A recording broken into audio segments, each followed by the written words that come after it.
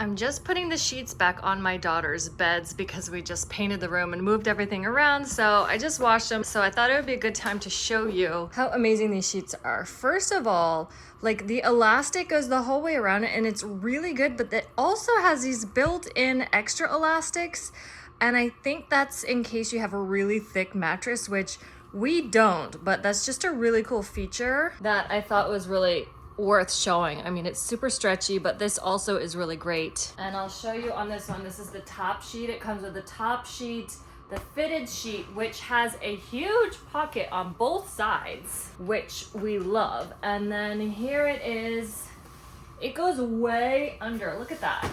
Like, just amazing. We don't have super deep. I think that's only like 7 or 8 inches perhaps, but they can fit really deep mattresses, so it's really great.